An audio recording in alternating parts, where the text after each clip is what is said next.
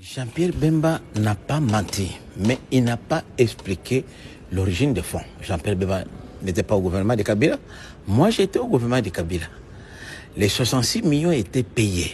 Mais comme on ne pouvait pas ponctuer sur les comptes du Trésor, c'est Yuma Albert, qui à l'époque était président du conseil d'administration de la GECAMINE, président du conseil d'administration de la Banque centrale et président de la FEC. C'est lui, au fait, qui gérait tous ces fonds-là qu'on ramassait chez les miniers. Vous savez très bien que les budgets tels que nous les présentions à l'époque ne reflétaient pas la réalité. Il y avait beaucoup de recettes qui échappaient au contrôle de l'État. Il y a des recettes qu'on percevait parallèlement. Je me rappelle même, Sami Badibanga est là, il était notre premier ministre. Je me rappelle quand on a été nommé, on n'avait pas assez de cash. On était ensemble au GLM. Le président Kabila, on était avec même John Numbi. Ils ont fait Néhémie Moulania, on a fait appel la nuit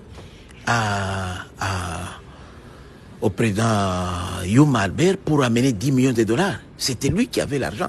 Et c'est des cadres-là qu'on payait. Mais comment on payait? Quand l'argent était récolté, l'argent des miniers qu'on récupérait, puisque vous savez, il y avait beaucoup de contrats miniers qui n'étaient pas déclarés au CAMI, au gouvernement, c'est Yuma qui gérait ça.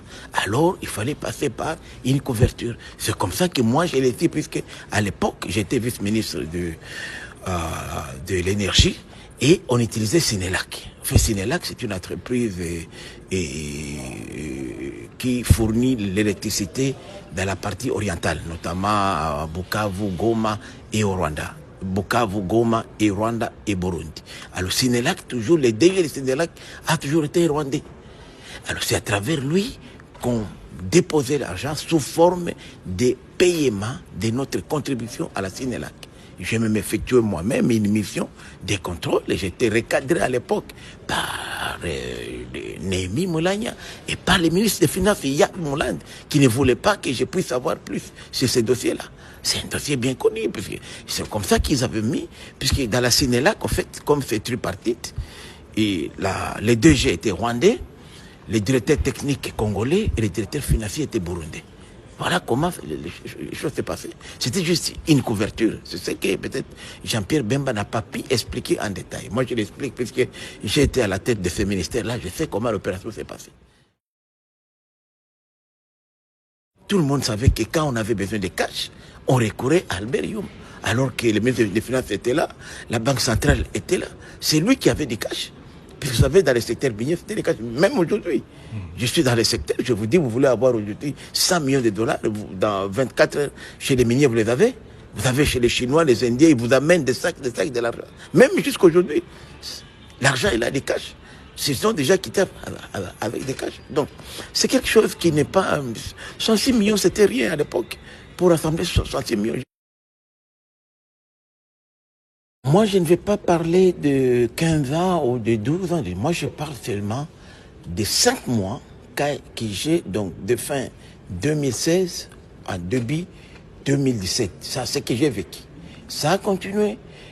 C'était une opération avant. Ça, je ne sais pas. Moi, je fais seulement témoignage lorsque j'étais moi-même à la tête du ministère de l'Énergie. Mais les restes, je ne sais pas si ça a continué ou ça pas. Moi, je parle de la période où j'étais là. Je ne sais pas si avant moi, la même opération. Certainement, avant moi, ça existait. Mais après moi, je ne sais pas si ça continue. Mais je présume que ça pourrait être une des causes des conflits.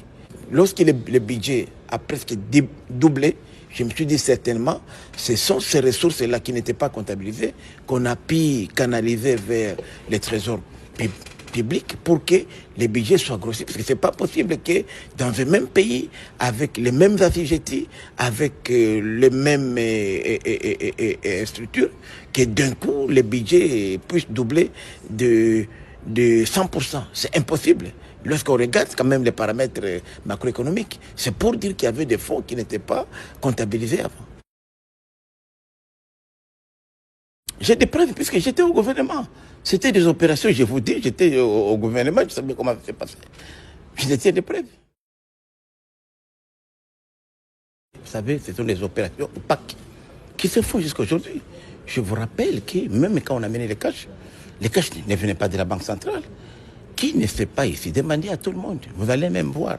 On a cité ici, par exemple, Tina, Madame Tina, l'italienne. Je peux vous montrer aujourd'hui une entreprise où j'étais avec Madame Tina, Fortunata. Vous demandez-lui, Madame Tina, je peux vous apporter un peu.